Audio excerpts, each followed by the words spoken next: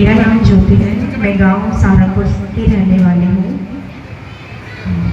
गुरुर् ब्रह्मा गुरुर्विष्णु गुरुर्देवो महेश्वरः गुरुर् साक्षात् परब्रह्म तस्मै श्री गुरुवे नमः। मैं अपने दो अनुभव आप लोगों के साथ शेयर करना चाहती हूँ। एक, जब मैं यहाँ पर नहीं आई थी। एक, जब मैंने यहाँ से साधना करी। जब मैं यहाँ पर नहीं आई थी तो मैं बहुत लंबे समय से बीमार थी। हालांकि मैं फिजिकल टीचर हूँ, मैं योगा टीचर हूँ, उसके बावजूद मैं लंबे समय से बीमार थी। तो मुझे डॉक्टर के पास ले जाते, जैसे आप लोग सब टैबलेट खा के ऐसे ही परेशान थी मैं भी। तो मुझे भी घर में यही सुनने को मिलता है, फिजिकल टीचर होके बीमार है, योगा टीचर होके बीमार है। तो मेरी मम्मी जो पुराने वाला धाम है वहाँ पर 2 बार आई थी। तीसरी बार यहाँ पे आई, गुरु माँ से मेरे बारे में बात करी कि मेरी बेटी ऐसे ऐसे बीमार रहती है, क्या करूँ। तो मेरी मम्मी ने मेरे नाम का दीपदान किया। मेरी मम्मी मुझे कहती कि गुरुजी की वीडियो देखो। वो यूट्यूब चला के वीडियो दिखाती थी मुझे, लेकिन मैं देख नहीं पाती थी। पता नहीं क्या, मुझे इंटरेस्ट नहीं था। हालांकि मैं भगवान में बहुत विश्वास रखती हूँ, लेकिन उसके बावजूद मैं वीडियो नहीं देखती थी। स्मार्ट टीवी में मेरी मम्मी टीवी पे लगा देती कि करवट बदलेगी देखेगी। यहाँ आने से पहले मैंने गुरुजी का चेहरा नहीं देखा था। मेरी मम्मी टीवी पे लगा देती तो मैंने हल्की फुल्की झलक देखी थी, आवाज सुनी थी, लेकिन मैंने चेहरा नहीं देखा था। तो जिस दिन मेरी मम्मी ने दीपदान किया मेरे लिए, मैं मतलब कि सुबह दीपदान किया, शाम तक मैं रात निकालनी, मुझे मेरे घर में बहुत बुरी हालत हो गई। मैंने कहा, मैं इनका नाम तक नहीं जानती थी। मेरी मम्मी मुझे क्या बताती है, क्या सुनाती थी, उनका नाम क्या बताती थी, वो बताती थी मुझे, लेकिन मुझे कुछ समझ नहीं आता था। हालांकि मैं मेंटली फिजिकली फिट हूँ, लेकिन उस टाइम पे क्या होता था पता नहीं।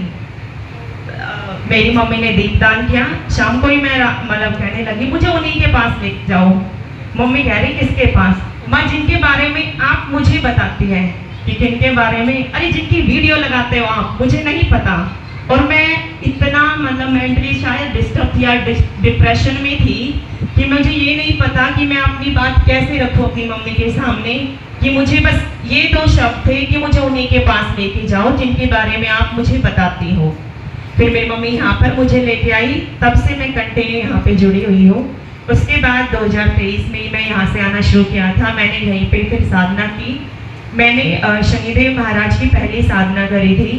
उसके मेरे अनुभव थे कि हालांकि मैं ब्राह्मण कुल से हूँ, मैं कुल इसलिए बता रही हूँ कि मैं ब्राह्मण जाति में होने के बावजूद मुझे ये नहीं था कि भगवत प्राप्ति कैसे करते हैं। हम लोग पूजा पाठ करते हैं, मन लगाकर करते हैं, श्रद्धा से करते हैं, भाव से करते हैं, लेकिन उसके बावजूद मैं इतनी पूजा पाठ करने वाली लड़की हूँ, लेकिन मुझे ये नहीं पता कि भगवत प्राप्ति कैसे करते हैं।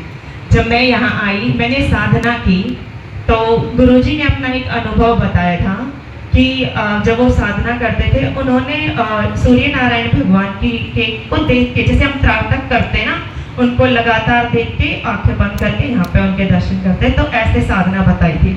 अब हम लोग शनिदेव महाराज की साधना कर रहे थे कि उसमें वाचिक मानसिक जो भी हम जैसा प्रोसीजर होता है उसके अनुसार हम चल रहे थे। मैं जो हमारे जहाँ पे साधना करते हैं 6 नंबर में जाके गद्दा लगा के सुबह सुबह मतलब कि सूर्य नारायण भगवान के सामने त्राटक भी करती, नाम जाप भी करती।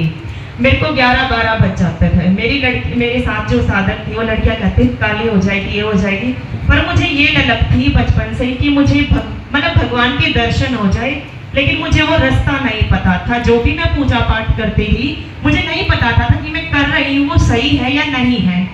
फिर जब मैंने यहाँ पे साधना की, तो मेरे 7वें-8वें दिन में मुझे एक इंसान के दर्शन हुए। पता चला कि वो गुरु हमारे परम पूज्य गुरुदेव मनु भैया का ही सूक्ष्म रूप है। वो वाइट कपड़े में और यहाँ पे गमछा बांध के, लाठी लेके, ऐसे बिल्कुल वाइट सफेद कपड़े हम लोग भी पहनते, लेकिन जो उनकी रोशनी थी ना, उनका चेहरा भी नहीं देखा मैंने, लेकिन जो उनकी रोशनी थी ना, वो ऐसे कि अलग से मुझे एनर्जी सी अंदर से लगने लगी, अंदर से जैसे कि पता नहीं क्या मिल गया मुझे। फिर मैंने जहाँ पे मैं जाती, जैसे कि इधर यहाँ बैठ के जाप करते या फिर यहाँ बैठ के कुछ करवाते गुरुजी, मुझे समझ नहीं आ